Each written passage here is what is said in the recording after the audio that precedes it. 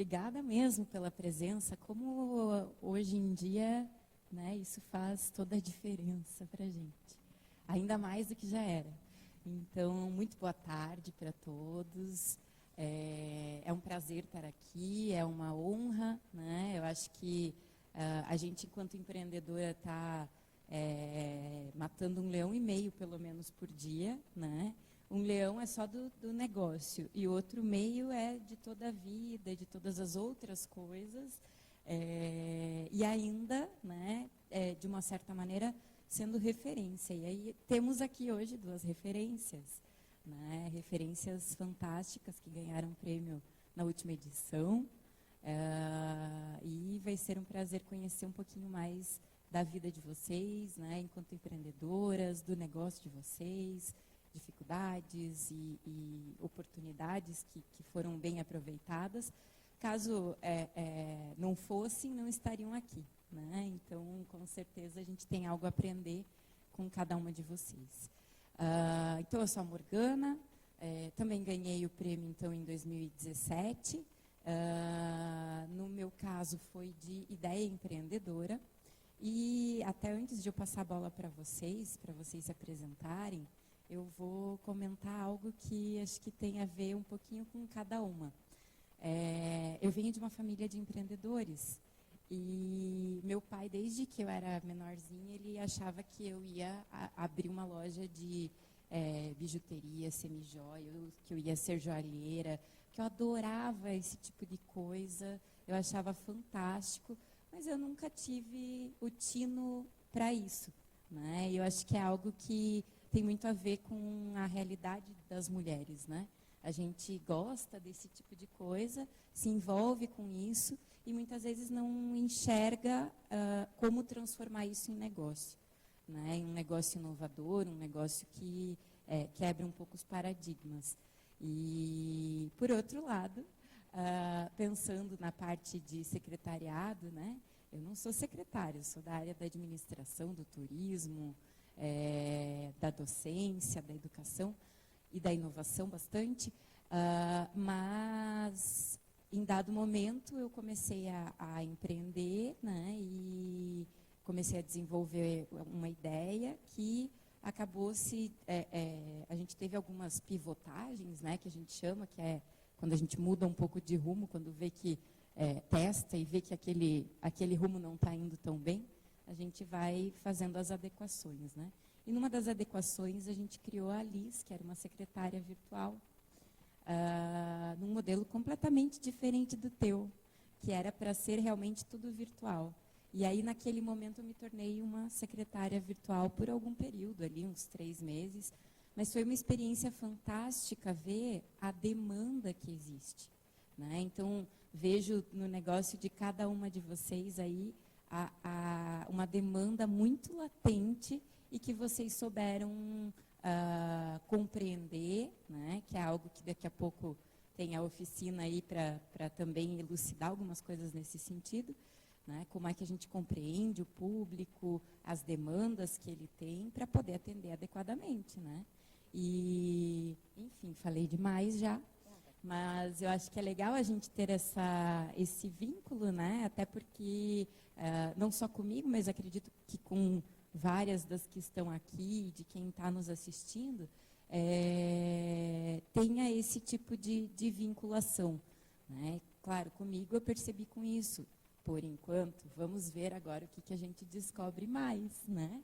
E aí eu gostaria de pedir para que vocês rapidamente se apresentassem, né? E aí depois a gente faz uma outra rodada para a gente conhecer um pouquinho mais do negócio de vocês e avançar aí para compreender algumas curiosidades que eu acho que acredito eu que ajuda a todo empreendedor e, em especial, as empreendedoras, né? Então, vou passar primeiro para a Camille, em ordem alfabético, para não dizer que eu estou preferindo alguém, né? Então, vou passar primeiro para ti, pode ser? Ótimo. Então, por favor, queremos conhecê-la rapidamente. Muito bom estar aqui batendo esse papo com vocês. Esse ano completo 7 anos empreendendo, então está sendo um ano marcante. Eu não me via muito empreendedora, não. Eu trabalhei durante 5 anos no varejo, como gerente de loja.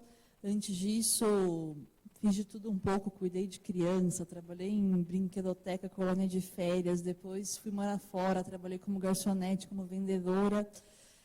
Então, nunca tive algo que se diga, nossa, uma veia empreendedora da Camille, né? Não. Mas, em 2015, a minha filha, hoje é a filha mais velha, na época era a filha única, Alice, estava completando 10 anos, e eu comecei a ficar muito angustiada com o tempo que eu passava longe dela, com o pouco que eu podia estar pertinho dela, né? E aí eu decidi buscar algo por conta própria, um trabalho por conta própria, que me desse mais flexibilidade e mais qualidade de vida. Então, esse foi o comecinho da minha história empreendedora, né? Mas eu costumo dizer que eu levei cerca de 2 anos para completar essa transição de carreira, porque eu precisei realmente superar diversas limitações minhas, a principal dela, a timidez. Precisei ter essa superação e precisei aprender muito sobre esse universo empreendedor, né? Então, fazer network, aprender a fazer networking, aprender como é que desenvolve um negócio, aprender uma série de frentes, assim, que foram muito importantes para essa minha transição de carreira, que levou esse tempo para se completar. Por isso que é muito legal aqui no trabalho da Empreendedora Curitibana, trazendo todas essas oficinas, nessas capacitações, eu acho que já facilita e encurta o caminho de quem está começando essa trajetória empreendedora, né? Que normalmente começa também com uma transição de carreira e também por algum motivo, seja o motivo de querer mais liberdade, seja um desejo, um propósito que a pessoa tem ali com um empreendimento, ou mesmo uma necessidade, né? A gente sabe que a maioria das mulheres acaba começando a empreender por necessidade. Então, é muito bom a gente ter esse encurtador de caminhos. E mais para frente eu conto um pouco mais sobre o meu negócio. Muito bom, excelente. Obrigada, Camille. Então, que bacana, né, Morgana? Você tem um pouco de cada uma de nós, né? Relojoaria e também a parte, né, de assistência virtual. Então, é muito bacana essas conexões. Eu sou a Patrícia Baldi e sou a CEO da Confidência Semijoias. Também estou aí empreendendo há 10 anos. Em agosto vamos para 11 anos. E hoje eu consigo dizer que, assim, a gente nem sempre está realizada, mas eu estou chegando num estágio de realização.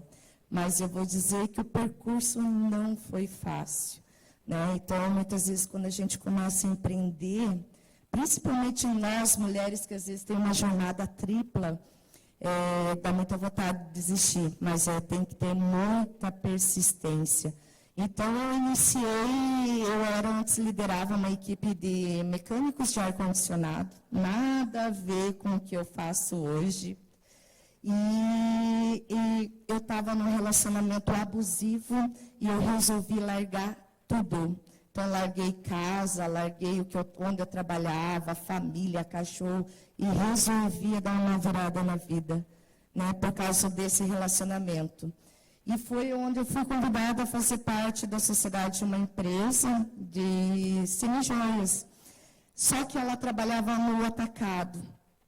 Só que não era o meu propósito, que eu acho que isso é muito importante a gente ter. O nosso propósito, o que a gente quer fazer e como a gente vai transformar a vida das pessoas. E foi aí que eu resolvi, falei, não, eu não quero só vender, eu quero fazer algo a mais. Eu quero trabalhar com mulheres, porque eu sofri muitos problemas e eu precisava, na época, uma empresa que investisse em mim.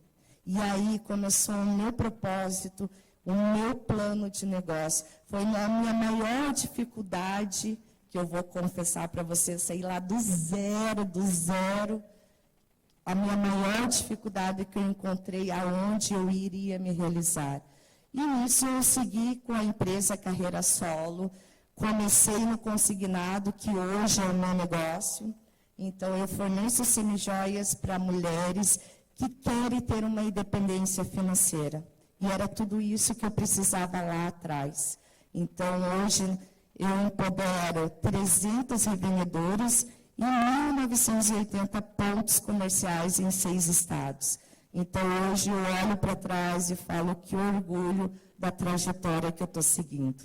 E vou falar daqui a pouco um pouquinho mais sobre todos os percalços aí do empreendedorismo. Que legal. Nossa, já de cara a gente já vê, né, a história de superação, de buscar ir além dos próprios limites, né? Seja dando uma virada na vida, seja quebrando a timidez e aprendendo como fazer essa mudança de carreira, né? E acho que isso é algo bem interessante, porque boa parte das mulheres passa por isso em dado momento da vida, né? Acho que um grande diferencial de se empreender enquanto mulher ou empreender enquanto homem tem muito a ver com as demandas da mulher enquanto mãe, né? Que em dado momento ela para e vai cuidar desse momento da vida e dessa nova vida, ou ela passa adiante, né, e acaba deixando isso para trás. Então, é bem interessante a gente ver o quanto vocês já foram, né, transpondo barreiras em vários aspectos e transformaram essas e outras dificuldades, né, em êxito, em sucesso, em realização. Adorei que você falou essa palavra. O nome da minha empresa é Realize Hub, porque a gente acredita que a realização é algo fundamental para todos os negócios. E aí, antes até de entender um pouquinho mais da história aí da empresa de vocês, como é que vocês reuniram as primeiras forças e ações, né, para iniciar esse negócio, eu queria entender assim, o que foi o ponto de virada, né, da vida de vocês para que efetivamente vocês viessem a tomar essa coragem. A gente já sabe, né, um pouquinho, vocês já deram um pouco apontaram essa direção, mas eu acho que era interessante a gente entender o que gerou essa coragem de se jogar de cabeça e transformar efetivamente a vida, né? Tanto faz a ordem, agora, né, já respeitamos a ordem alfabética. Então, eu acredito que nós, mulheres, somos únicas, nós não dependemos de ninguém e nós somos capazes de realizar qualquer sonho, qualquer objetivo. E essa foi minha transição. A hora que eu comecei a me amar, ter amor próprio, foi a hora que eu falei, tá chegando a hora da minha virada. E quando você coloca isso na sua cabeça, ninguém mais te tira do teu objetivo, aonde você quer chegar.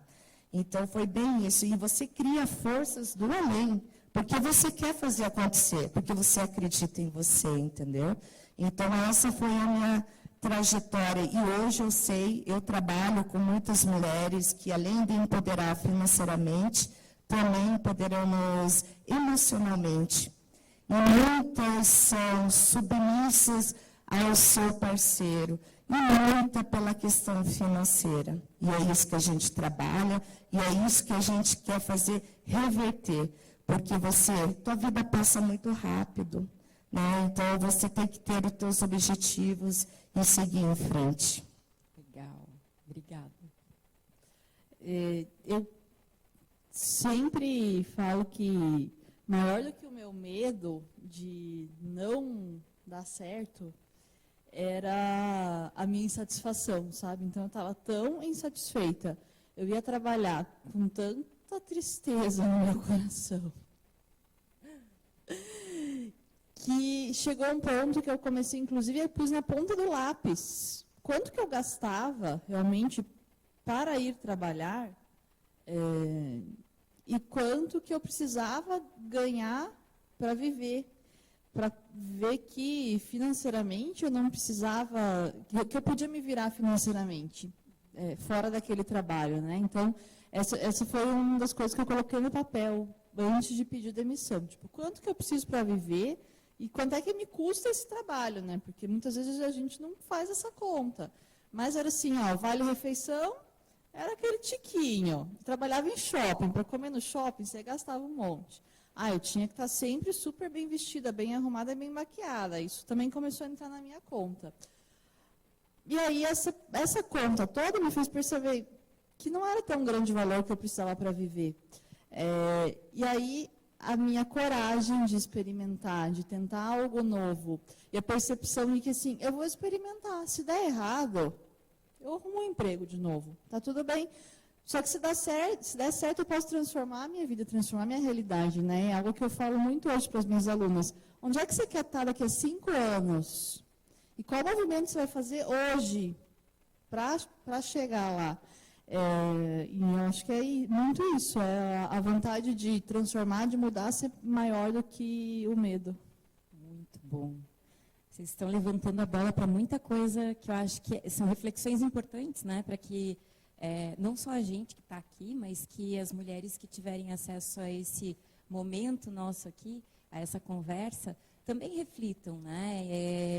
É importante que a gente perceba que, em dado momento, a gente está ali na zona de conforto, que passa a se tornar até desconfortável. Tão desconfortável que a gente vence o medo e vai para a zona de aprendizagem, cria essa coragem, né, de executar, e essa noção de que não necessariamente eu vou ter que acertar tudo da primeira vez, ou que tudo vai ter que dar certo, né? Então, acho que é muito mais realista e ela machuca muito menos, né? Então, acho que é um grande ponto aí a ser passado para outras mulheres empreendedoras ou que desejem, né, trilhar mais ou menos esse caminho.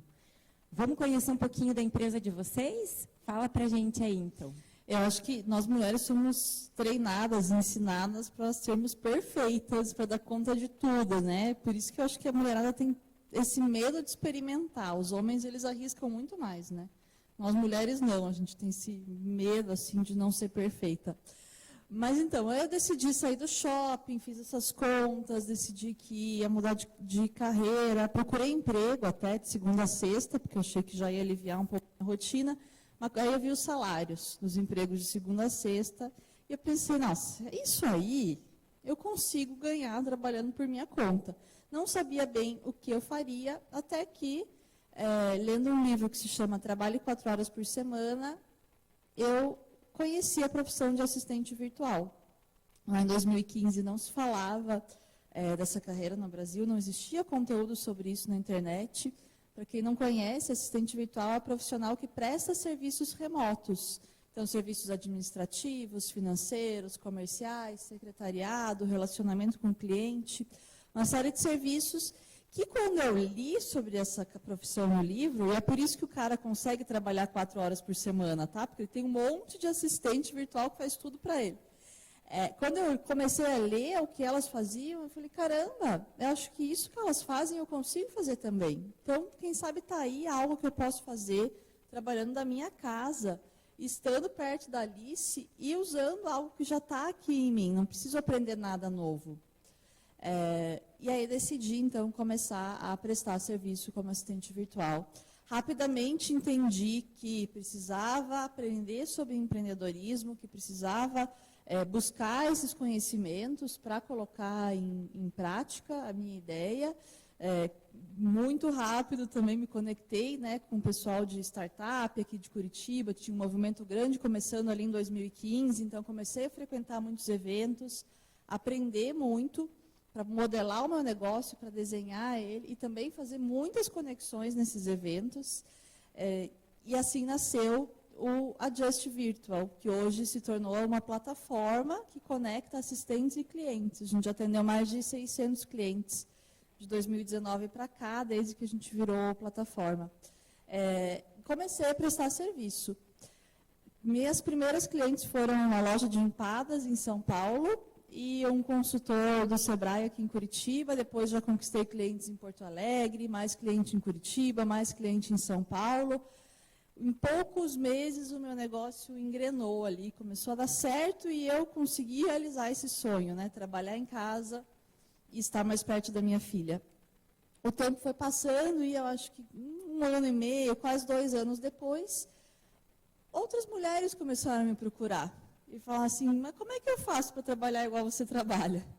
E aí surgiu o Como Ser Assistente Virtual, que começou como um curso online que eu gravei com o meu notebook, com a webcam do notebook, na minha casa, sem microfone.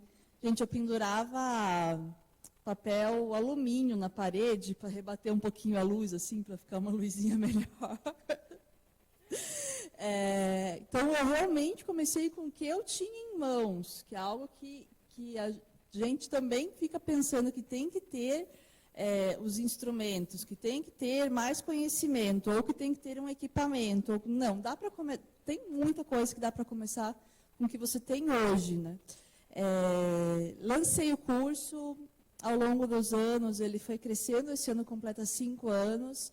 Ano passado, a gente chegou com uma esteira de 8 produtos, então, além do curso principal, tem outros produtos, e a gente já soma mais de 13 mil alunas no Brasil, em mais 23 países.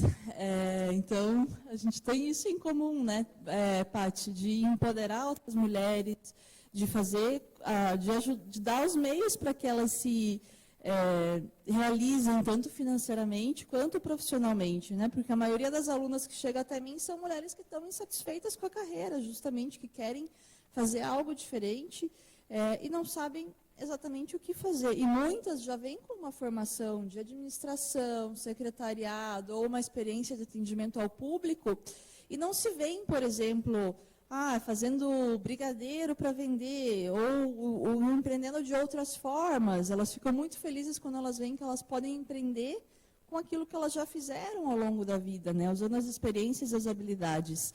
Então, esse é o trabalho que eu faço hoje no Como Ser Assistente Virtual, com a plataforma da Just, e com a minha marca pessoal também, falando sobre empreendedorismo, transição de carreira, temas que eu amo, produzindo muito conteúdo. Muito bom, muito bom.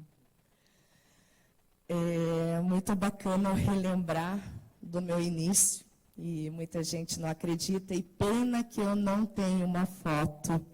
Eu comecei com uma mesinha no meu quarto, assim que eu comecei.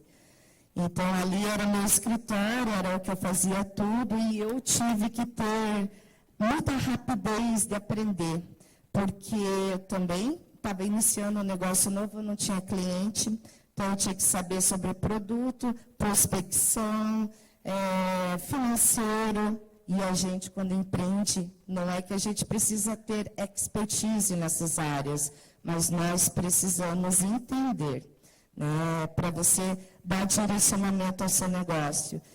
E o negócio foi crescendo, que eu fui para a minha sala de jantar. Daqui a pouco eu me vi comendo junto com peças, e meu marido falou, meu Deus, nós vamos ficar comendo em cima dessas peças. Eu, calma, eu já ajeito, vai dar tudo certo, que para mim sempre no final vai dar tudo certo. Eu tenho essa frase comigo. E nisso ele falou, não, eu vou fazer uma mesinha com prateleira para você na churrasqueira. Falei, ótimo, vou para lá. E aquela mesa não dava mais certo, era muito pequena para o meu trabalho, a execução.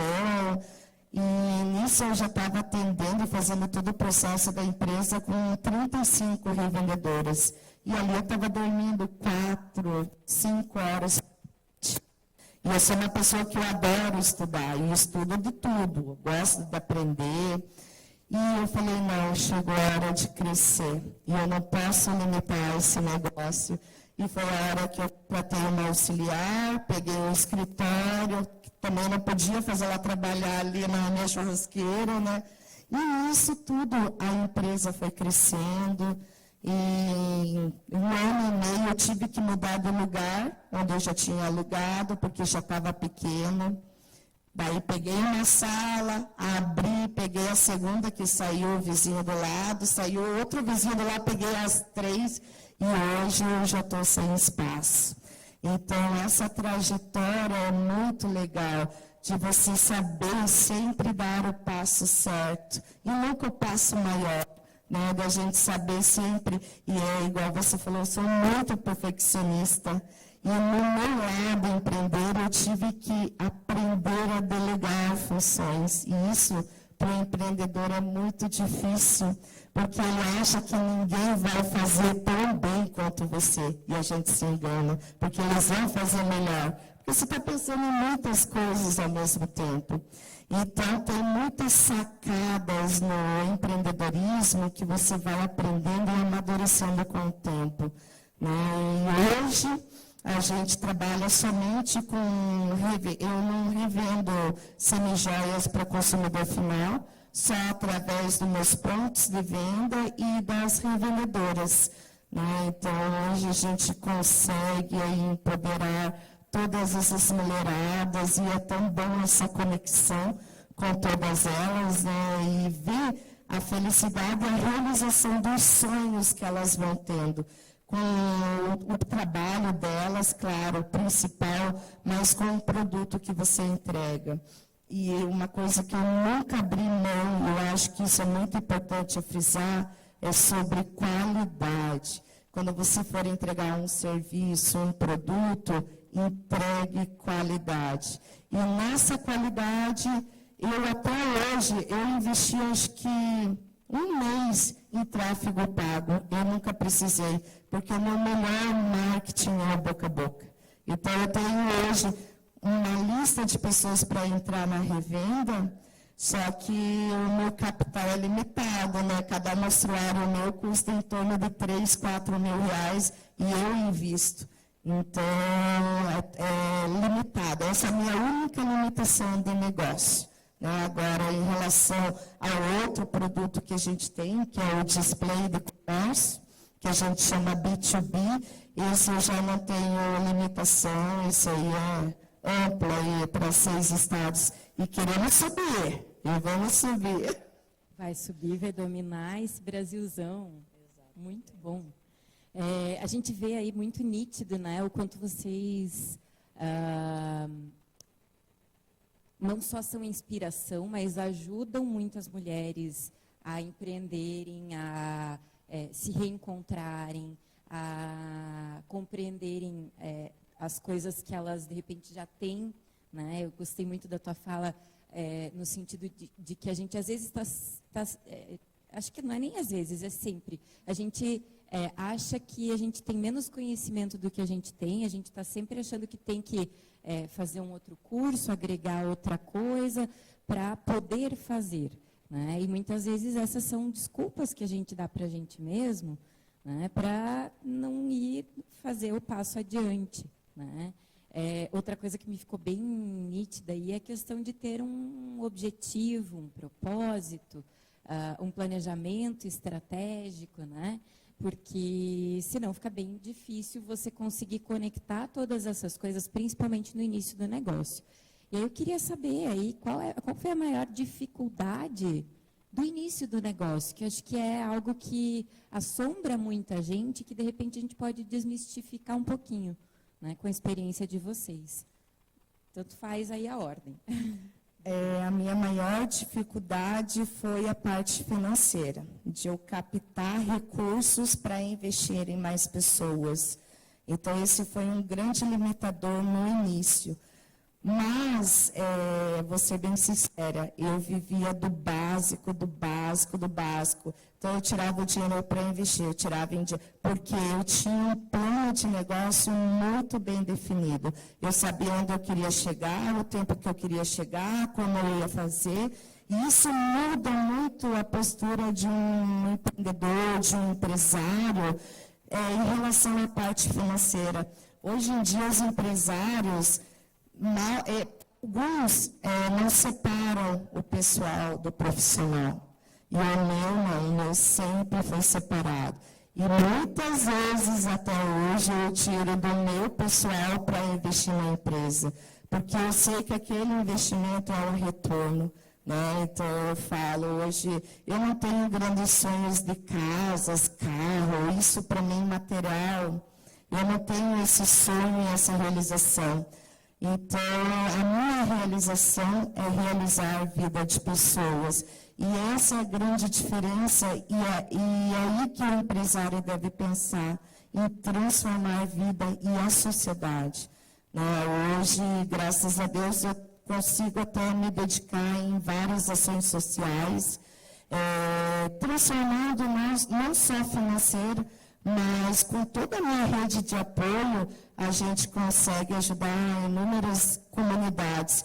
E eu acredito que essa é a grande responsabilidade do empresário. Excelente. Muito obrigada, Paty. Para mim, a principal dificuldade foi conseguir explicar para as pessoas o que era o que eu estava me propondo. Porque trabalho remoto, agora depois da pandemia, virou algo comum. Mas lá em 2015 não se falava sobre isso.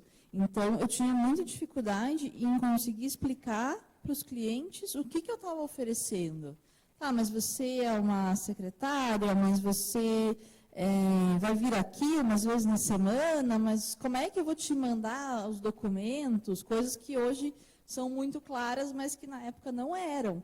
Como é que você faz a pessoa confiar, muitas vezes, os seus bens mais importantes, seja lá o financeiro da empresa, que eu comecei fazendo muito serviço financeiro, ou a lista de clientes, o atendimento ao cliente, que é um dos pontos principais de um negócio, né? Então, eu chegava para o cliente e pedia para ele me confiar o que ele tinha de mais valoroso ali. Essa foi a minha maior dificuldade, sem dúvida. Mas, como a Paty falou, fui rápida, eu também fui rápida, e entender que eu preciso... Como conscientizar essas pessoas? E foi justamente através da criação de conteúdo, né? Então, eu comecei muito cedo com um blog, onde eu explicava ali o que eram os serviços, já comecei a postar em LinkedIn, Facebook, para ir criando no imaginário do meu cliente o que era uma assistente virtual. As pessoas nunca tinham ouvido falar nisso, né? E aí, aos poucos, o próprio criar esse conteúdo foi me ajudando também a desenhar o que era essa profissão aqui no Brasil, que se tornou um pouco diferente do que é em outros países, um pouco mais ampla até. E isso abriu um novo mercado, né, no Brasil. Com certeza. Quebra alguns paradigmas, né? Eu acho que, nesse sentido, é bem interessante que faz com que as pessoas comecem a compreender que é um serviço necessário e, por ser necessário, ele também deve ser delegado a alguém que faça isso, né, com profissionalismo e seja pago para isso. Né? Então, acho bem interessante essa valorização que você foi criando para a área. Confesso que quando, em 2017, a gente se aventurou ali por essa área também, de fato, ninguém conhecia praticamente. Pouquíssimas pessoas tinham alguma noção do que, né, um assistente virtual, uma secretária virtual poderia fazer. E de lá para cá, claro, né, como você falou, a pandemia deu uma impulsionada, catalisou esse processo, mas eu acho que é muito também em função desse trabalho de formiguinha, ou como a gente diz na área de inovação, né, de evangelização. Quando a gente está começando algo que é muito novo, a gente precisa primeiro fazer com que as pessoas conheçam, né, fazer com que as pessoas tenham essa noção mínima, para daí depois avançar para outros aspectos.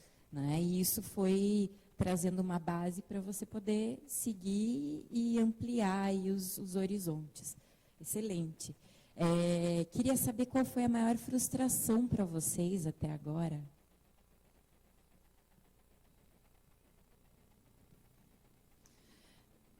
Não consigo te citar uma maior frustração. Eu acho que essa vida empreendedora, ela é montanha-russa, né? Então, um dia você está muito feliz, você acha que você vai conquistar o mundo, que você é a rainha do negócio todo, E aí, no dia seguinte, você está ali no chão, que você não quer nem sair da sua cama, porque vai dar tudo errado, está tudo errado, não vou conseguir. Nunca me esqueço um dia, quando eu comecei a fazer essa prospecção e atrás dos primeiros clientes, eu consegui marcar uma reunião com uma pessoa que eu admirava muito. Nossa, era meu sonho atender essa pessoa. E eu nem consegui dormir de tão nervosa que eu estava com a reunião no dia seguinte. E aí, quando eu acordo, eu pego meu celular e tinha uma mensagem da pessoa cancelando a nossa reunião. E eu chorei, horas, assim, demorei para conseguir me recuperar. Então, não consigo te apontar uma única frustração, mas eu acho que são diversas ao longo do caminho. Mas a gente vai aprendendo a lidar com esse alto, baixo, alto, baixo, alto, baixo, buscando ali esse equilíbrio, esse caminho do meio, né? De saber entender que quando você está com esse sentimento, assim, que você está no topo do mundo, talvez não seja tão verdadeiro assim. E quando você está achando que você é o tapete do capacho ali, também não é tão verdadeiro, né? Então, aprender a lidar com essa ilusão que a nossa mente, os nossos sentimentos produzem. É uma montanha-russa, né? E aí as emoções, acho que talvez até os homens lidam um pouquinho melhor com relação a isso que a gente, né? Mas a mulher é muito mais emotiva, se envolve muito mais, né? Então, nesse teu episódio me veio muito essa percepção, né? De que tem o lado negativo, vamos dizer assim, mas tem o lado muito positivo. Também de, por exemplo, a gente conseguir se conectar melhor com o cliente, com a dor dele, compreender mais, ouvir mais, né? Então, e claro, né, é sempre bom a gente unir esforços de ambas as percepções, né, tanto do lado masculino quanto feminino. Acho que não é porque a gente está falando aqui do empreendedora curitibana que a gente acha que só as empreendedoras, né, que devem ser valorizadas. Pelo contrário, acho que é uma união, né, e a gente sabendo levar isso é muito importante. Legal. Eu não consigo lembrar, estou até agora pensando. Com certeza já tive tantos, mas eu penso assim, se não era para ser, não foi. Não, talvez eu não executei um bom trabalho, mas uma coisa é fato, todos os dias eu levanto e falo, hoje eu vou dar o meu melhor. E eu saio, eu dou o meu melhor. Então, pode ser que por isso eu não me frustre, porque eu sei que eu entreguei o meu melhor em cada lugar que eu passei. E se não atingir o objetivo, a realização de uma pessoa, é porque não era para ser essa conexão. Então, eu não consigo entender ainda uma frustração, sabe? Porque eu sei o que eu entrego, sabe? Então, não consigo achar ela assim. Que bom, né? Assim não me veio nada na cabeça. Certamente a gente sempre tem frustrações, porque as frustrações vêm das expectativas e a gente cria várias quando a gente empreende. Mas, se vocês não estão lembrando, a minha impressão é que é porque as conquistas foram muito mais importantes e se sobressaíram, né, não só na lembrança quanto na emoção. E é isso que a gente deve, né, levar e fazer com que isso nos inspire no dia a dia também, não só inspirar aos outros. A gente também tem os momentos difíceis, né, de desacreditar no negócio, na gente, no mercado, no que vai acontecer, né, daqui para diante. Muitas mudanças, mas a gente vai se adaptando, né? Para a gente, acho que a gente precisa concluir para passar aí para a parte da oficina. Mas antes da gente fechar, eu gostaria de saber o que vocês dariam de conselho para quem quer empreender, quem está ali se coçando, seja a pessoa que já tem uma ideia ou não tem ideia, mas tem vontade. Se fosse vocês, de repente, dando esse conselho para vocês mesmas, né? O que vocês, de repente, fariam de diferente ou voltariam a fazer? Enfim, traz aí para a gente um pouquinho desse aconselhamento ou dessa mentoria, né, para quem acessar esse conteúdo, que eu acho que é uma forma da gente também tocar outras vidas.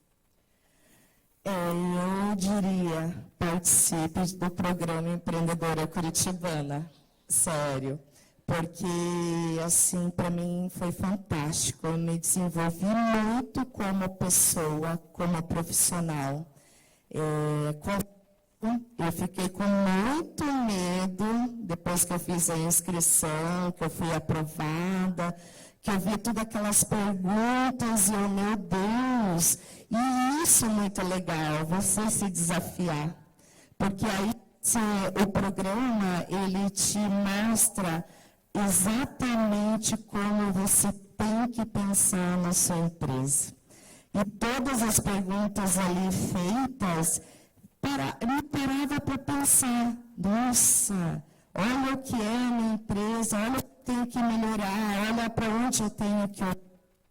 Então, foi muito desafiador, principalmente do pitch, né, que a gente tem um super medo, e era um pitch de áudio, slide, eu nunca tinha feito, mas você contar a sua história em 5 minutos, passar toda a tua trajetória em 5 minutos é bem complicado, mas foi um baita de um desafio, e eu digo, se a gente tem medo, nós temos que ir com medo mesmo, porque o medo nos desafia e nos faz saber onde a gente precisa estudar, se capacitar, se entregar. E sem contar que você vai gerar conexão com muitos empreendedores e vai ter feeling de muitos negócios. E isso vai te fazer amadurecer de uma forma que é necessário. Então, eu, com 10 anos de empresa, pensei que eu sabia muito. Se vocês soubessem tudo que eu aprendi nessa minha trajetória, então, esse é o principal conselho que eu dou hoje em dia. Legal, hein?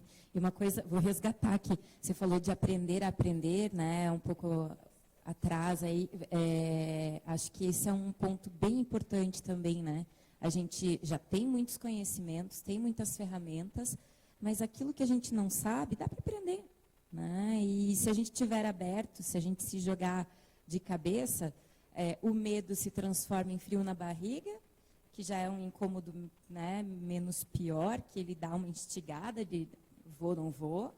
E se a gente vai, ele se transforma em vento na cara, que é aquela liberdade, né? A liberdade de fazer, de acontecer, de realizar.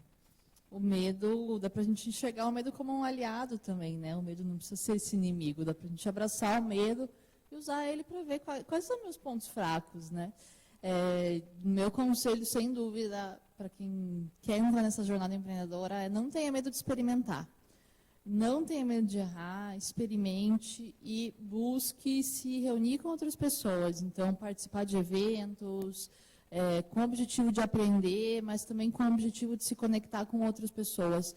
Porque toda vez que a gente fala do nosso negócio para alguém, a gente descobre um jeito novo de explicar, a gente descobre uma forma que a pessoa entende mais rápido, que é mais legal. Então, você falar sobre você e sobre o seu negócio é muito importante também para a evolução. Bem legal. A gente vai melhorando a cada vez, né? Eu mesma, nossa, lembro que em 2018 eu fui em um evento lá em Minas Gerais e fiquei, como será que eu vou falar o que eu faço? Hoje em dia já ficou fácil, mas é algo que com o tempo a gente vai melhorando. E acho que tem um aspecto também de a gente ir descobrindo a forma que a gente consegue tocar outra pessoa, né? Então, eu ouvi aqui vocês falarem, né, em transformação, em realização. Fica nítido para a gente que vocês tocam outras pessoas, e não só quem trabalha aí com vocês, quem está junto no negócio, né? Mas a vida da família dessas pessoas. Então, a beleza de empreender tem muito a ver com isso também, né? Da gente conseguir levar alegria, energia, dinheiro também, mas é muito mais do que isso, né? Se a gente compreende esse propósito empreendedorismo, acho que a gente avança com mais coragem, com mais sabedoria, né, mais disposição, enfim. Gostaria de saber se tem mais algum ponto que alguém queira perguntar, enfim, às vezes a gente fica com aquela curiosidade, né? Só queria comentar também um pouquinho da minha experiência com o prêmio, né? Para mim, desde que eu comecei a ver que esse prêmio existia, foi um sonho participar e ganhar esse prêmio. Eu saí lá e foi muito especial, né? Porque a entrega do prêmio foi lá no memorial, foi super bonito. Eu saí de lá com 2 troféus. O de microempresa, a Paty ganhou em primeiro lugar, ganhei em segundo, e o de empreendedora mais popular, na votação popular. Então, foi muito emocionante. Foi a realização de um sonho e foi um reconhecimento de todo o trabalho que eu vim fazendo. Todo o processo, né, de participar do prêmio é muito enriquecedor, de você escrever sobre a sua história, falar, levantar números. Então, independente, né, se vocês estão só com uma ideia empreendedora ou se você está começando, se você é MEI, eu acho que tem que participar, acho que não tem que ter nenhum medo ou receio, só vai trazer coisas boas, sem dúvida. Legal você trazer isso. Até é algo que eu queria perguntar mesmo. Como é que foi para vocês, posterior a ganhar o prêmio,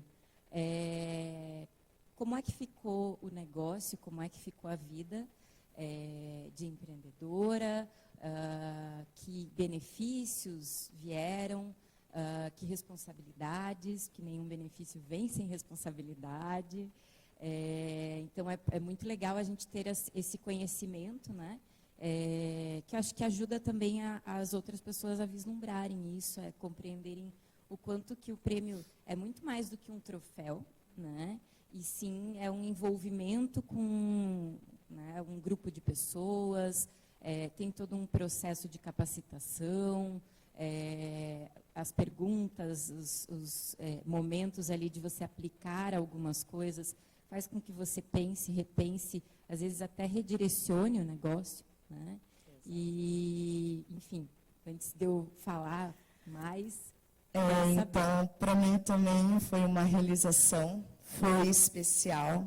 E, gente, eu vou confessar, pela primeira vez, estava lá, chegou, né, a MPE, na minha categoria, chamou o 3º lugar, não era eu. E sabe que você vai tão... Não é que eu estava confiante, mas eu queria muito aquilo. E como eu falei, eu entreguei o meu melhor, entendeu? E 2º lugar, não era eu. Eu pensei, ai, meu Deus, eu estava lá, minha família. Eu falei, eu estou concorrendo com muita mulherada, mas olha, empresária fantástica, né?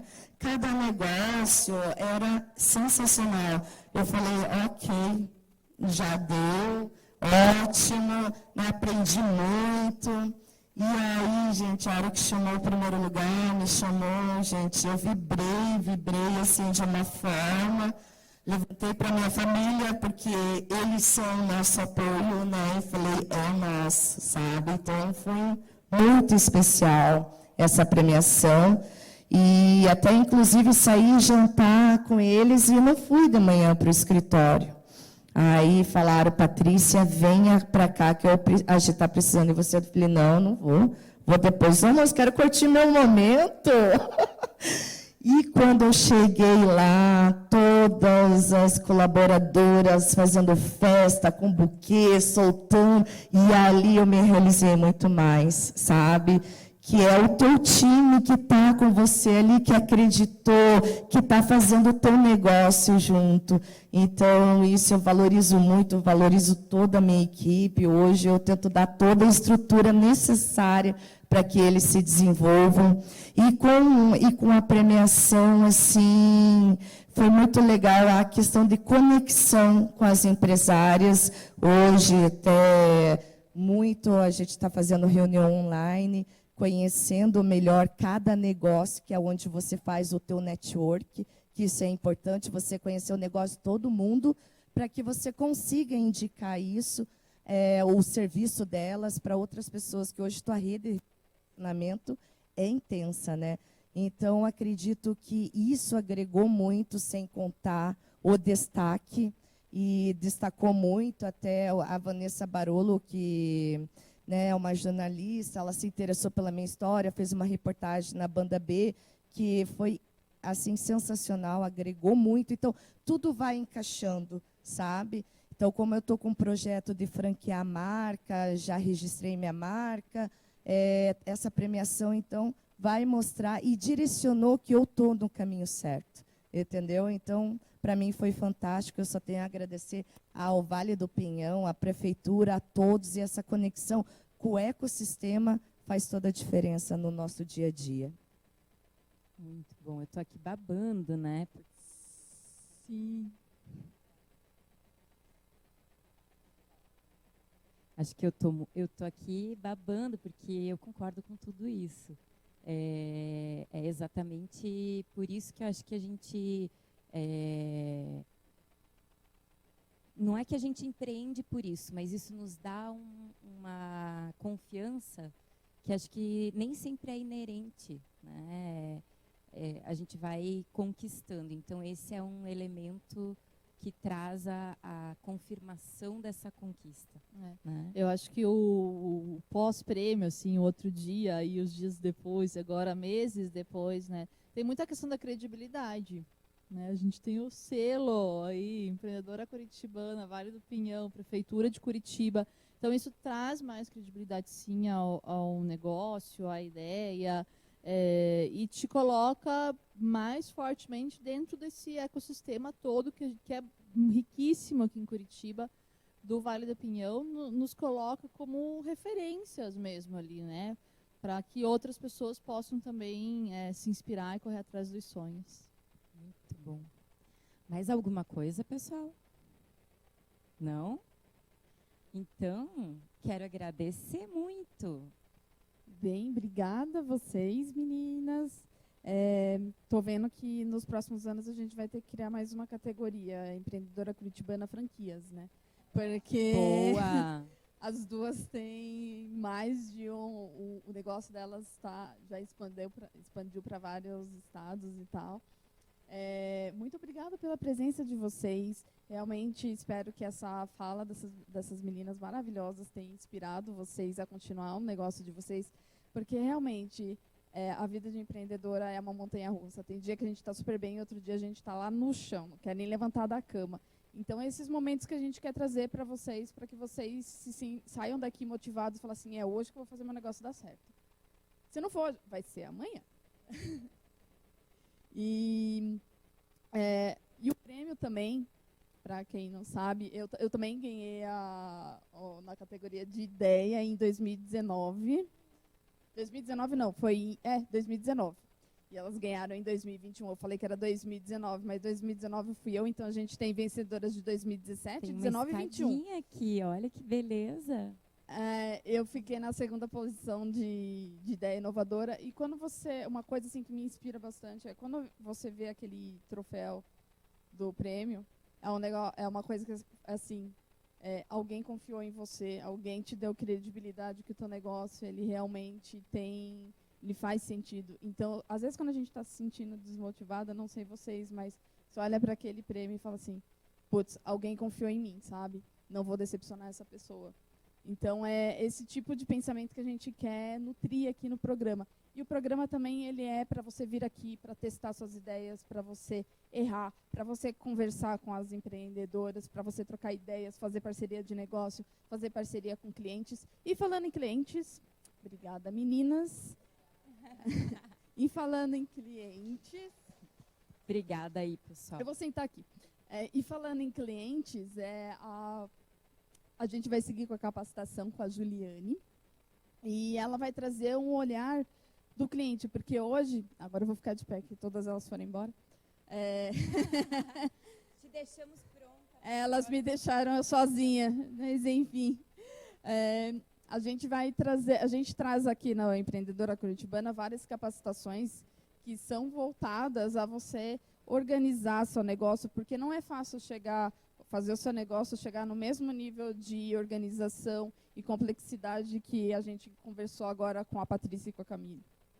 Então, aqui na Empreendedora Curitibana, a gente traz uma gama de capacitações para ajudar vocês a organizarem o negócio de vocês, para vocês verificarem quais são os pontos positivos e os pontos negativos e aquilo que vocês precisam melhorar.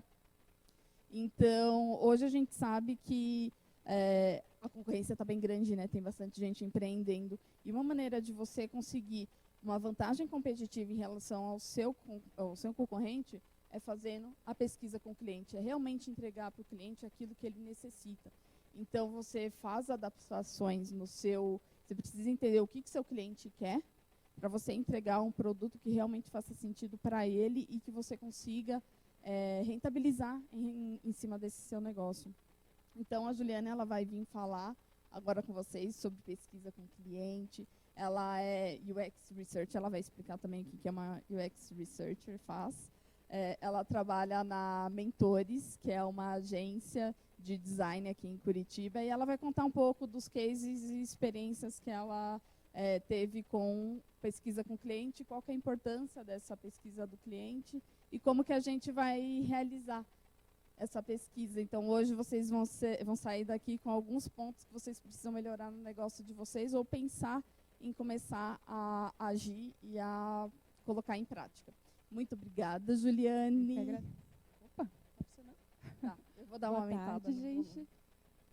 Primeiramente, obrigado, Bárbara, pelo convite. Eu fiquei bastante honrada com o convite da Bárbara. E obrigado, meninos, pela conversa inspiradora, bem inspiradora mesmo a história de vocês. Então, eu vou falar sobre quem é o seu cliente e o que você entrega para ele. Eu sou a Juliane, né, eu sou UX Researcher. UX Researcher na tradução para o português, seria pesquisadora de experiência do usuário. Vou falar um pouco de mim. Não está possível. Bárbara?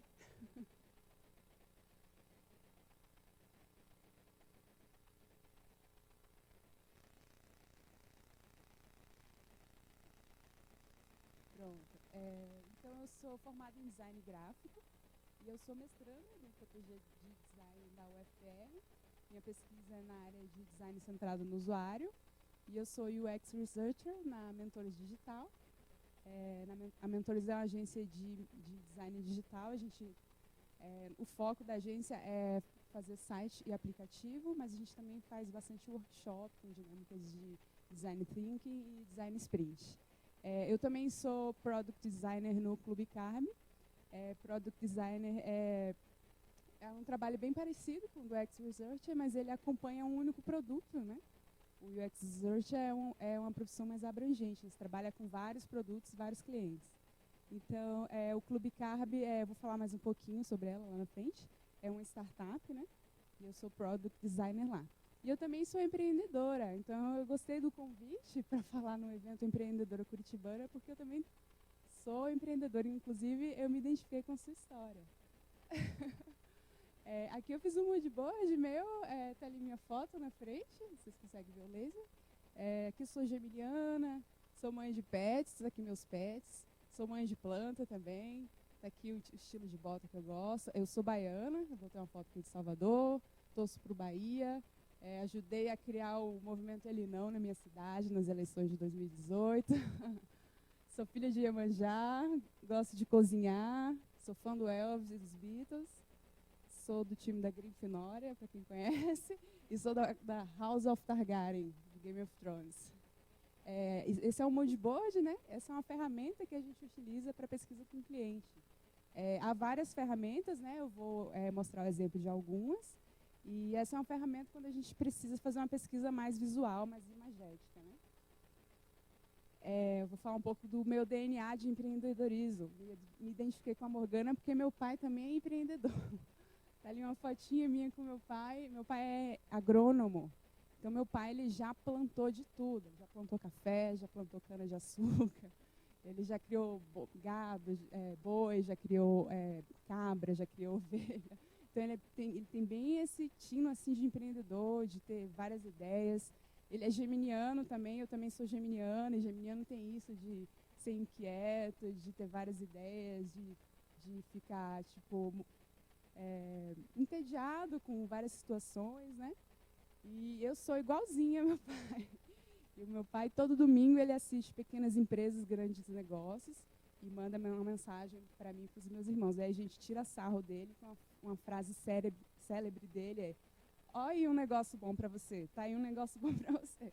Então, todo domingo ele manda mensagem para alguém com o link do que ele viu no Pequenas Empresas, Grandes Negócios, seja uma ideia boa de empreendedorismo para mim e para os meus irmãos. Logo que eu me formei... Sempre. Daí a gente tira sarro com meus irmãos. Às vezes tem uma coisa nada a ver, a gente fala, tá aí um negócio bom para você. Só de tirar sarro. Logo que eu me formei em design gráfico, eu mostrei, vou falar aqui um pouco dos meus negócios, né? Então, logo que eu me formei, eu montei com 2 colegas da faculdade o Estúdio Figueiredo, que era um estúdio de design gráfico, onde a gente fazia capa de CD e pôster para festas, para bandas, lá em Salvador, que foi a cidade que eu estudei. Em 2010, eu vim morar aqui em Curitiba, e em 2014 eu me casei, e eu gosto muito de fazer artesanato, trabalho manual, mexer com flores, e eu fiz a decoração do meu casamento. E aí meus convidados, todo mundo vinha me perguntar, nossa, que linda a sua decoração, onde você fez? Eu falei, eu que fiz. Daí todo mundo, capaz, você devia trabalhar com isso. Aí, logo em seguida, meu casamento, casei em janeiro de 2014. Em março, eu com uma amiga montamos a Camafeu Cenografia, que era uma empresa de fazer decoração para casamento. Casamento e aniversário, mas o foco principal era casamento. Aqui é uma foto de um casamento que a gente decorou. E aí acabou não dando certo. A Camafeu, que é a minha sócia, engravidou de gêmeos.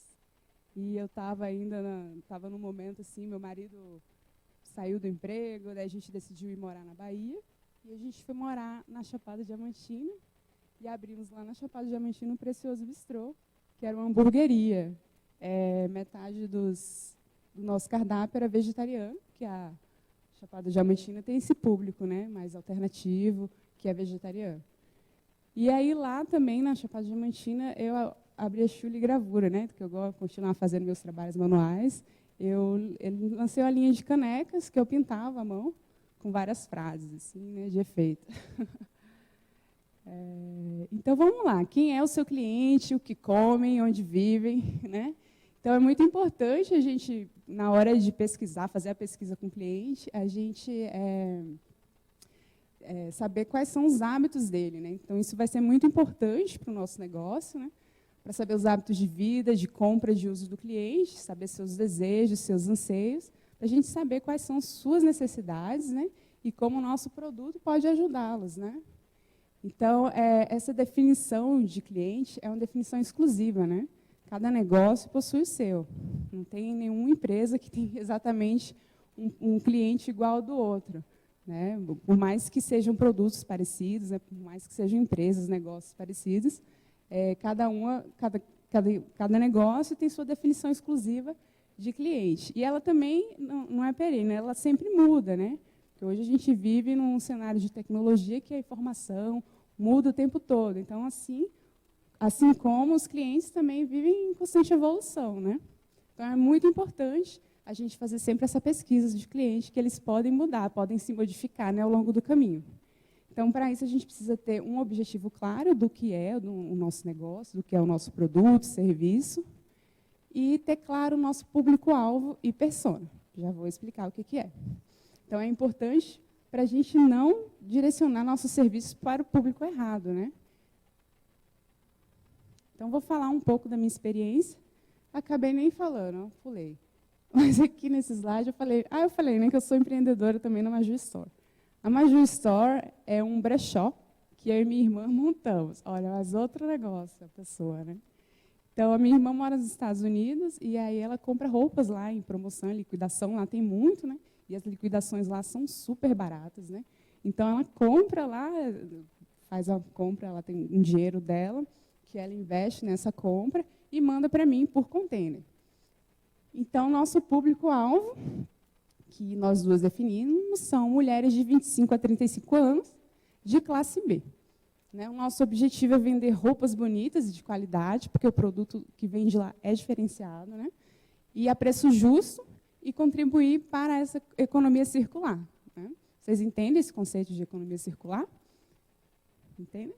É claro. Economia circular é a gente circular as coisas, né? Esse conceito de brechó, você pega algo de segunda mão, né? Ou algo barato e fazer isso, algo que ficaria parado, circular, não é? Então, a gente teve uma problemática que eu vivenciei no início do ano. Eu fui convidada, eu recebo as roupas, né? Deixa eu terminar de explicar. Eu recebo as roupas e eu faço eventos de bazar, não tem um ponto fixo de venda. Então, eu chamo amigas, faço um café da tarde, exponho as roupas, as amigas convidam outras amigas, parentes, e aí a gente toma um café, elas provam as roupas e compram. Então, eu trabalho nesse modelo, e aí fui convidada por uma amiga, que os filhos dela estudam numa escola lá no Batel. E aí elas têm um grupo de mães no WhatsApp e elas decidiram fazer um bazar assim, de trocas e tal delas. E aí minha amiga me falou que lembrou de mim. Falou, vai rolar um bazar com as mães lá da escola das crianças. E eu acho massa por você ir, porque eu acho que você vai vender tudo. Porque todo mundo mora no Batel, no Água Verde, todo mundo rico. Você vai vender tudo, vamos e tal. Eu falei, legal, vamos lá. E o público do bazar era classe A, né? Porque eram pessoas que moravam no Batel, e na Água Verde, e no Centro Cívico, né? Então, eu fui lá, o local do bazar foi em um prédio, lá no Centro Cívico, prédio super chique, tinha estacionamento, assim, tipo, para os visitantes. Eu nunca tinha ido num prédio assim. Eu já cheguei lá e falei, nossa, tomara, né, que eu venda bastante. E aí eu cheguei lá, fui expor minhas roupas, e estavam várias pessoas expondo também, né, que era um bazar de trocas, assim, de vendas também, mas de trocas também. E a proposta era essa, socializar e fazer trocas, né? E também era pizza e vinhos, né? A gente ia comer pizza e beber vinho. E aí, o que aconteceu? Ninguém olhou para os meus produtos.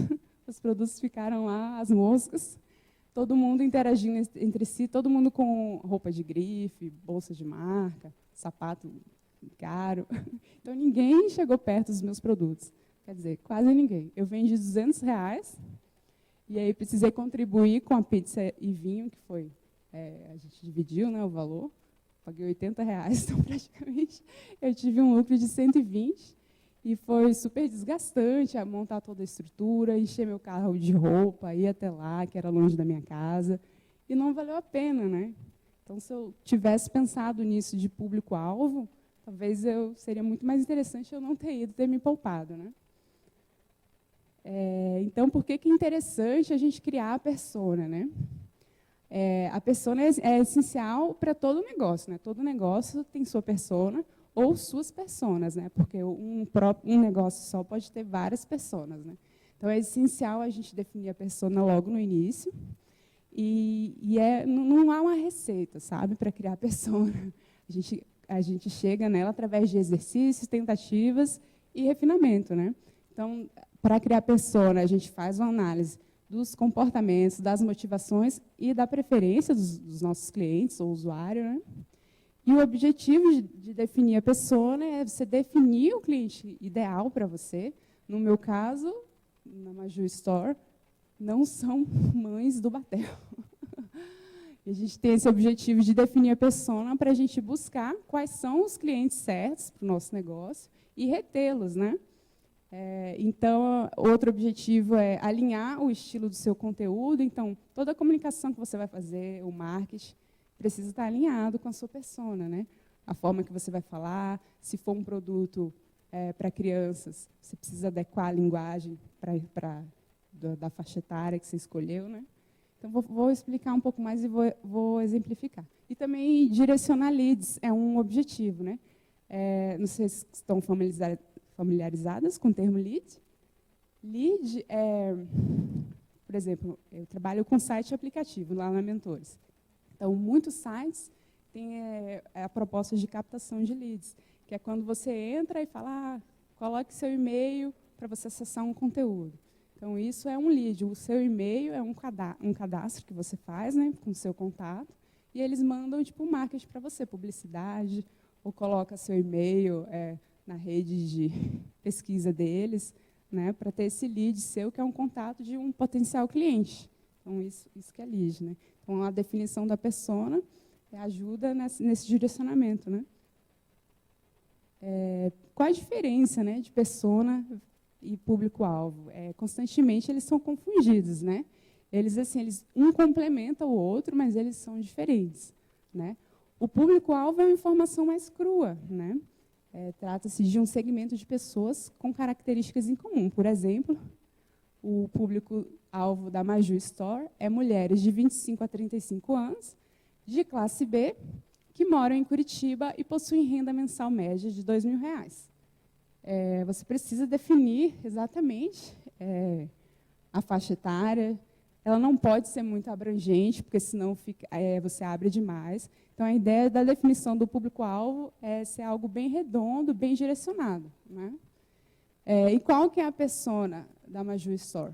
A persona é uma informação mais subjetiva, né? Não é algo tão cru e tão tipo redondinho, igual o público-alvo. Né? Então, a persona, a partir dessa definição de público-alvo, você vai desenvolver essas características. Né? Então, quem seria a persona, uma das personas da Maju Store? Eu defini que é Patrícia. Patrícia tem 32 anos, mora no bairro de Santa Cândida. Patrícia trabalha no cartório de registro civil em Curitiba e procura roupas sociais de inverno para ir trabalhar. Essa persona é real. Patrícia é minha melhor cliente. Ela, toda vez que eu chego com novidade, ela é a primeira a ver. Mas não necessariamente a persona precisa ser algo real. Pode ser algo assim que você criou só para definir mesmo quem seria o seu cliente ideal. É mais fácil se for real, né? Ajuda bastante. Mas se não for, não tem problema, porque a ideia é a gente criar mesmo essa ideia de que seria, né? Quem seria a proposta ideia. Ele nem sempre existe. Né? Então, para criar a persona não há receita de bolo, né? O que você precisa ter é empatia, para você entender o seu cliente, perceber quais são as necessidades, os anseios dele. Você entender quem pode se interessar pelos seus produtos através do estudo de comportamentos, motivações e preferências.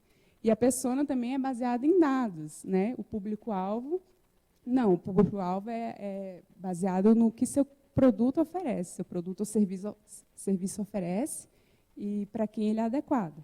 E a persona é baseada em dados. Né? Então, como a gente define a persona? Né? Há vários métodos, né? Depende muito de qual é o seu produto, qual é o seu serviço, mas esses são os métodos que eu mais uso. Né? A gente pode fazer entrevistas, né, com os clientes, com o usuário, a gente pode obter informações com equipes de vendas, através de dados empresariais ou digitais, de ferramentas, né, tecnológicas, tipo Search Engine Optimizer, tipo dados de compra, dados de busca, ferramenta de busca de Google, né? Sheetmap, que é mapa de calor para você ver onde no site ou no aplicativo recebe mais clique. Tudo isso é dado. Né? Empatia é essencial, coloquei de novo, porque realmente o que te ajuda a definir é você ter empatia, né, para perceber, você ter esse tato, essa sensibilidade, né, de perceber tudo isso, de perceber quem pode se interessar pelos seus produtos. Né? Então, eu vou contar outro case aqui, que é do Clube Carb, que é a startup que eu trabalho. O produto do Clube Carb é um aplicativo que propõe a compensação de carbono para o abastecimento de combustíveis, né? Gasolina, etanol ou diesel. Né? Então, o cliente... É interessante esse case, porque ele tem um cliente e um público-alvo. O cliente é um e o usuário é outro. Já vou explicar. O cliente do Clube Carb são postos de gasolina. Né? Eles propõem a venda desses créditos através de uma porcentagem do abastecimento. E aí o usuário, que é quem abastece, recebe um cashback quando ele abastece. Além de compensar o carbono, ele recebe um cashback. Vocês entendem o que é cashback? Então, o público-alvo do Clube Carb são jovens de 30 a 40 anos, das classes A e B do estado do Espírito Santo. o objetivo do produto é atrair clientes para postos de gasolina e compensar emissões de carbono, porque até 2030 vai ser obrigatório todos os postos de gasolina compensar carbono, né? Saiu na COP, né, naquele evento sobre o meio ambiente, sobre mudanças climáticas, né? Então, o mundo tem se preparado para todas essas mudanças, né? E a Clube Carb é pioneira nesse pensamento. É o primeiro aplicativo que existe de compensar carbono e gerar cashback. Então, a gente acredita que tem bastante mercado, né, para o Clube Carb. Então, é bem complexo, né? Mas é basicamente isso, né? Quem paga para o Clube Carb é o posto de gasolina. Ele paga um valor pela compra dos créditos de carbono, e aí a Clube Carb intermedia esse dinheiro, gerando cashback, retornando para o cliente, né? E aí a gente teve uma problemática. A gente fez o MVP, que é o Minimum Viable Product, que é tipo um produto mínimo viável, né, do aplicativo, né, que é um aplicativo bem simples, a primeira versão, né, e a gente implantou ele em Itaguaçu, no Espírito Santo. Itaguaçu é uma cidade bem pequena de interior, e o público do posto é classe B e C. O posto fica no centro da cidade, e a gente foi analisar os dados de uso do aplicativo, e a gente nos surpreendemos bastante. O que aconteceu? A gente fez uma pesquisa, né, de satisfação para entender, né?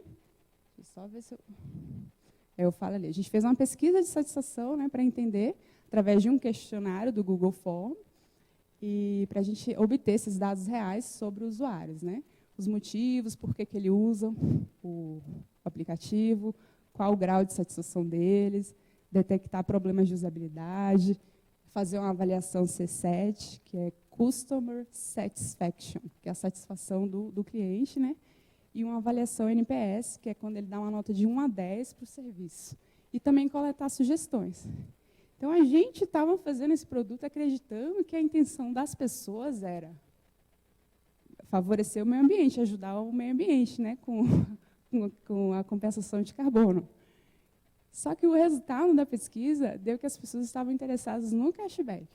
Porque, veja bem, o produto você não pagava nada para usar. Você abastecia, digamos, você abastecia R$100 e você não pagava nada para compensar o crédito de carbono. O seu combustível que você abasteceu era compensado para o planeta e você ainda recebia um cashback de volta. Só que o cashback inicial era pouco. Tipo, se você abastecesse R$100, você ganhava 50 centavos. Era pouco, mas a ideia do aplicativo era ajudar o meio ambiente, né? E aí a gente começou a analisar os dados de uso do aplicativo. A gente lançou o aplicativo em fevereiro desse ano. Em fevereiro a gente teve um gráfico de cadastro, de número de cadastros, né? Então foi altíssimo. Em março começou a cair drasticamente. E aí a gente, meu Deus, o que aconteceu? Porque tipo, as pessoas se cadastravam, usavam uma vez, depois não usavam mais. Gente, porque para mim era a melhor ideia do mundo. Eu falei, não, que massa, eu só vou querer abastecer meu carro utilizando o Clube Carb. E aí os usuários faziam o cadastro, usavam uma vez e não usavam mais. Daí, na pesquisa, a gente fez a pesquisa para entender o que estava acontecendo, né, e coletar também outros dados para direcionar para outras coisas.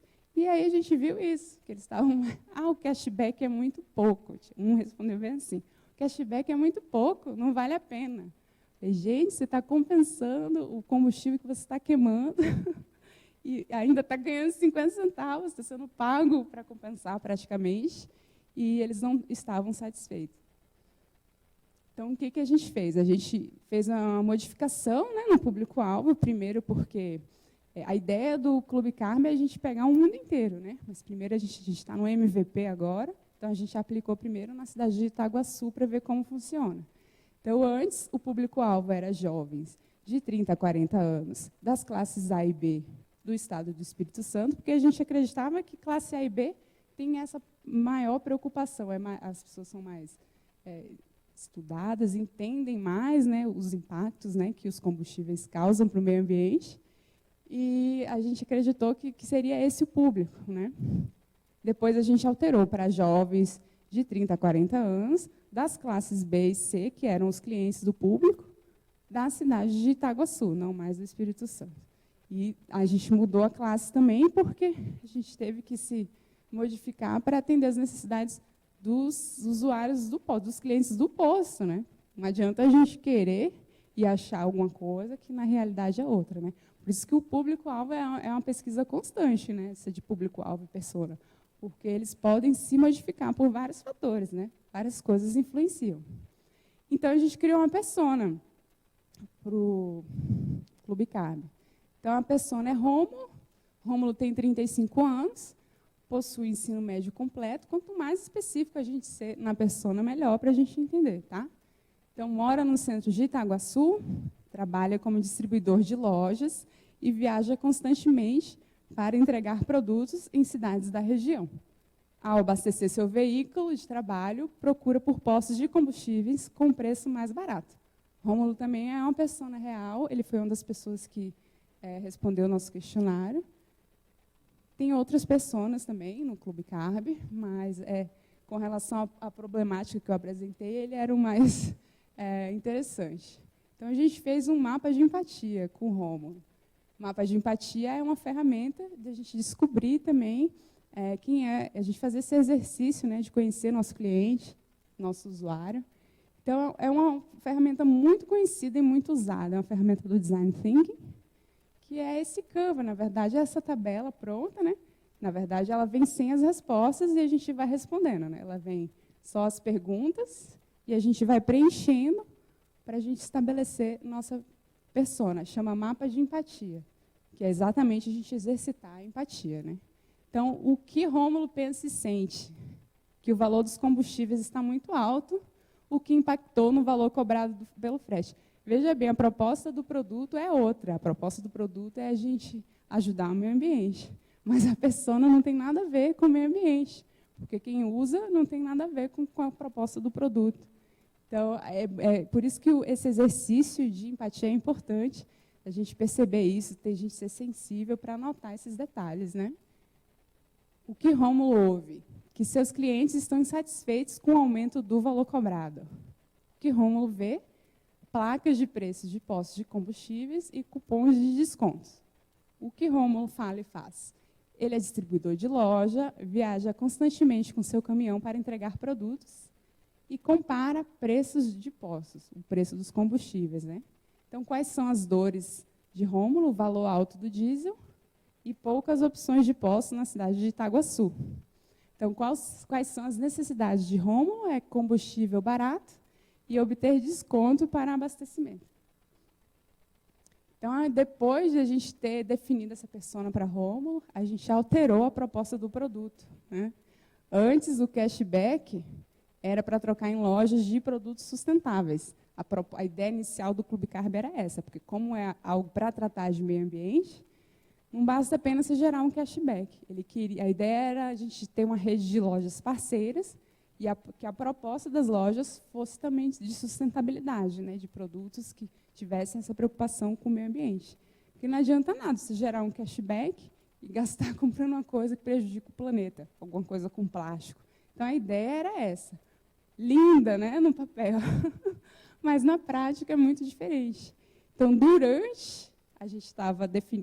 quando a gente estava definindo o MVP, a gente estava implantando na cidade de Itaguaçu, que é uma cidade pequena, a gente não achou nenhuma loja que se adequasse a esse perfil.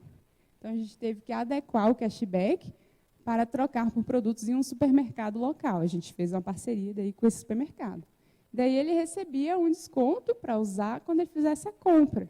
Então, não era nenhum produto específico, era um cashback de desconto mesmo. Porém, depois que a gente definiu essa persona de Rômulo queria gasolina barata, diesel barato, né? Abastecer gastando menos, ainda mais com o preço que está, né, gente?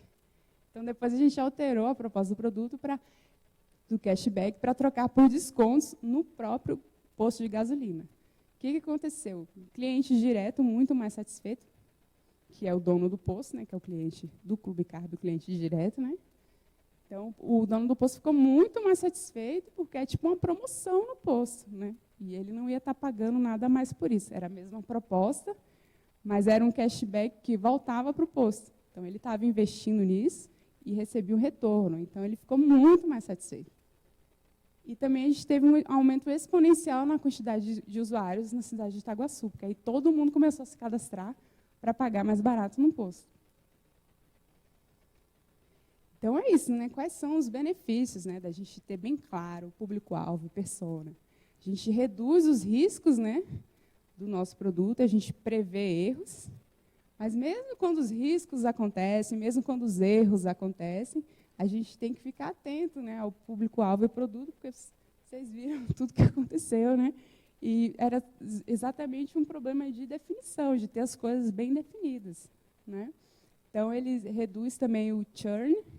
Churn é a rotatividade de clientes. Aumenta a aderência, né, de usuário, de cliente. Você também alinha as expectativas, porque tendo um público-alvo e a persona bem definida, você alinha as suas expectativas de ganho, de receita, e também as expectativas de quem está utilizando ou comprando aquilo, né? Você também consegue prever demandas, porque, como eu falei, tudo é baseado em dados, então, a partir dos dados, você consegue tomar decisões em vários sentidos, né? Você tem produtos muito mais personalizados, né, de acordo com as necessidades reais, e clientes muito mais satisfeitos. Então, aqui são algumas ferramentas para a gente definir público-alvo, definir persona, definir quem é cliente. Há uma infinidade, há milhares de ferramentas. A gente tem que ter esse exercício da empatia, que é essencial, para a gente entender qual ferramenta se adequa mais, né? Aqui eu coloquei alguns exemplos que são as que eu mais utilizo na minha profissão como UX designer, né? Que eu trabalho mais com produto digital, mas eu também tenho a Maju Store, que eu também fiz mapa de empatia, né? Então, utilizei o mapa de empatia para eu definir a persona de Patrícia. E esses a gente usa mais para os produtos digitais. Eu tenho a matriz CSD, que é a matriz que você faz essas 3 colunas e coloca as certezas, as suposições e as dúvidas. Geralmente, essa é mais voltada para produto quando está no estágio inicial, né? Você tem formulários, né, do Google Forms. Eu uso bastante esse aqui, porque ele, através das respostas, ele gera dados assim, visuais, ele gera vários tipos de gráficos. Então, você consegue ter uma interpretação melhor, né? Tem o Moodboard, que eu fiz meu lá do início. Tem o Heatmap, que é um mapa de calor, que não dá para ver direito, mas o Heatmap mostra as áreas do site que recebem mais cliques. Então, quanto mais quente for a cor, mais vermelhinho, amarelo, é onde os usuários do site passam mais o mouse ou clica, né? Então, isso a gente consegue... a gente consegue definir um monte de coisa com isso aqui. E a Search Engine Optimization, que é baseado em dados de buscas do Google, né? Não só do Google, mas de ferramentas de buscas, né, na internet. Então, ele gera vários dados a partir disso. Então, também é uma ferramenta que a gente usa bastante na área digital. Então, como a gente define a ferramenta ideal? Como eu falei, não há uma receita de bolo, né? Depende muito do tipo de produto ou serviço, das funcionalidades deles, né, das premissas. Premissas são as coisas obrigatórias, tipo, coisas que o produto, o serviço deve ter, essencialmente, ou coisas que não deve ter de jeito nenhum. Então, isso é algo muito importante para a gente considerar quando a gente vai definir quem é nosso cliente, né? Os cenários, que a gente define, geralmente, na etapa inicial, quais são os cenários otimistas e os pessimistas para o nosso negócio. Então, a partir da gente saber onde a gente quer chegar e situações que a gente deseja evitar, a gente consegue também definir nosso cliente, informações para definir nosso cliente a partir disso. O contexto do cliente, né, onde ele mora, onde vive, o que come, onde dorme, tudo isso é muito importante. E o impacto que seu produto ou serviço tem. E aí, hoje em dia, né, principalmente na área digital, algo que está muito em voga é o Customer Success. Se eu falar em inglês direito. Cliente e sucesso do cliente, né? Então, hoje em dia, principalmente nessa área de empreendedorismo e tal, tem nascido essa nova profissão, né? Nasceu essa nova profissão que geralmente, muitas vezes, ocupa um setor inteiro de uma empresa, só de Customer Success. A Mentores atende ao Boticário, e o Boticário tem um um setor enorme de Customer Success. Eles têm muito produto, né? Vários produtos diferentes. Então, há uma área inteira da Boticário que cuida só disso, né? Customer Success surgiu como uma ferramenta do SaaS, que SaaS é Software as a Service, tipo, software como um serviço, né? É uma estratégia para retenção de clientes e garante um diferencial competitivo, evita o churn, né? A rotatividade de clientes. E a ideia é produzir coisas, produtos, serviços que proporcionem experiências mais satisfatórias para o cliente e reter, né, esse cliente, né? Então, várias pesquisas demonstram que é 7 vezes mais caro você conquistar um novo cliente do que fidelizar um antigo. E por isso as empresas têm investido bastante nisso, nessa área de customer, né? E o customer vai além do pós-venda, né? Ele tem as áreas pré, durante e pós, né? Então, tem todo o onboarding, um cuidado que você tem com o cliente durante todo o processo. A parte de onboarding, que é quando ele está entrando na empresa, quando ele está começando a ser cliente, né? A parte de retenção, que é você retê-lo e você agradá-lo e você satisfazer as necessidades dele para ele continuar a ser o cliente. E a parte de qualificação e treinamento. Isso é voltado para software, né? Que ele veio dessa ferramenta dessa ferramenta do SaaS, mas ele pode ser várias empresas, não só da área de software, têm utilizado essa metodologia, né? Como se fosse uma metodologia, né? Isso de você reter, qualificar e treinar e se preocupar com o cliente em todos os momentos, né? E ter essa preocupação de atender as necessidades dele, que as necessidades do cliente não é só relacionada ao produto, né? Ele precisa se sentir representado, né? Precisa se sentir familiarizado, ele precisa se identificar, né, com sua empresa.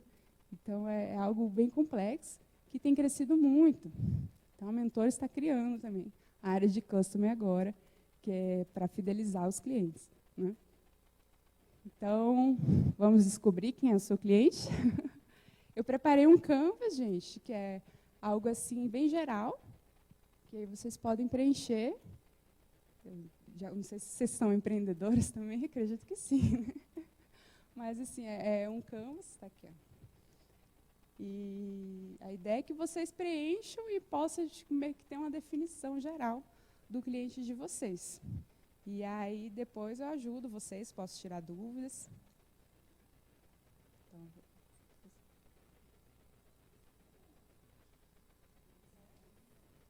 por favor.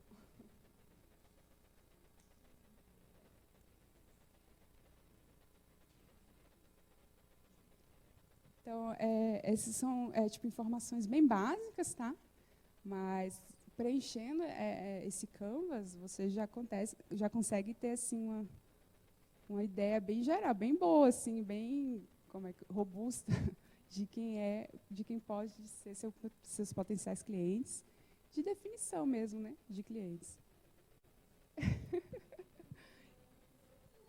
Então, a ideia é de você especificar bem, né? Então, você delimitar, fazer uma delimitação bem específica, mais específica possível. Mesmo que seja amplo, a gente precisa definir. Estou com a impressão que o microfone nem está funcionando. Então, a ideia é isso, você preencher cada campo desse, aí você já vai ter uma visão geral bem legal do seu cliente.